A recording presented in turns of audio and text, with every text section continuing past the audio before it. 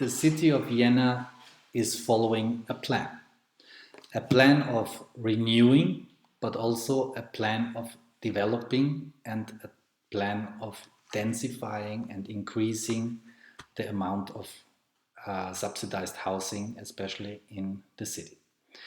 This is a plan that also follows the necessary transformation processes. For example, some industries left. They left to China, they left to other countries in the world. They just left to the countryside. So there was a lot of land empty from this use and open for another one. And another aspect are the train stations. There have been 3 or 4 or 5 of them in Vienna, but they are not needed anymore. So now we have a station, and the area of the old, other, not anymore used train stations have been open for new functions. I will tell a little bit about that, and I will tell a little bit about the transformation of historic industrial buildings for housing as we need it nowadays very strongly as the city is growing rapidly. The plan is a very strategic one. The plan that is intended to give an idea how the city should develop, where it should have its focuses, and how it should look like in the future, what quality of life it should provide for its inhabitants. To be more precisely in some aspects, they have a kind of second strategic development plan, which is the meaning of STEP.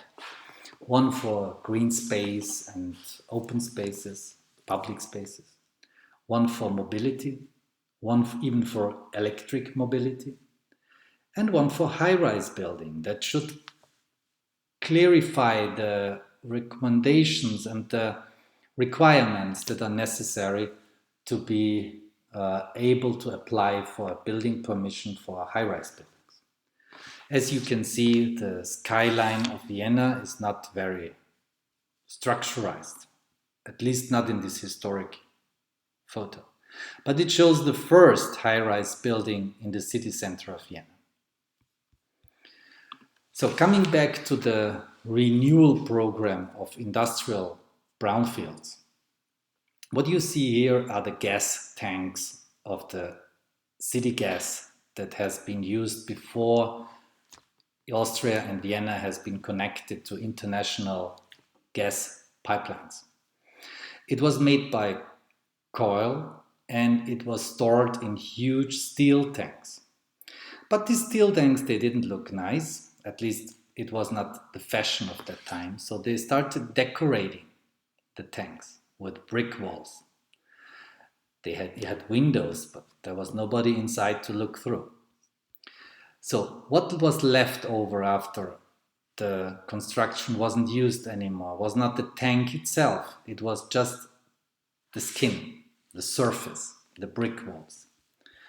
And the idea was to do an international competition and transform this former industrial area, this plant for gas, into a neighborhood with office buildings, with cinema, with housing, and with this beautiful old tanks, or with the decoration of these tanks.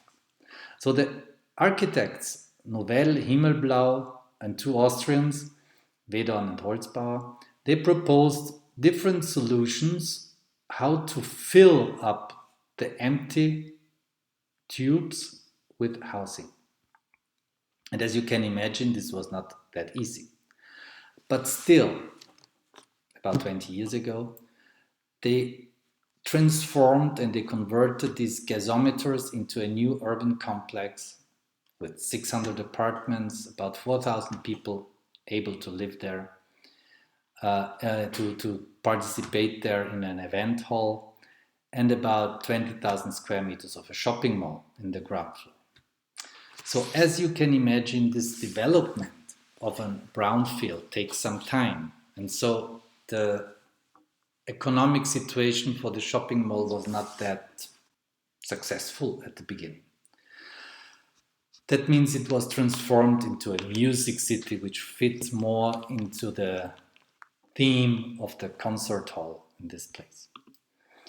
But to show you a little bit about the apartments, the constructions, you see this glass roof that covers the shopping mall, the event hall in the basement of this second tower, a city library and archive in the last one, and the entrance of the shopping mall and housing by Jean Nouvel in the first one. So this was a very impressive project and well recommended everywhere in the world. Beside its economic difficulties at the beginning, which caused later a transformation of the shopping mall into this music city, as you can see here, done by Megatabs architects in the last couple of years.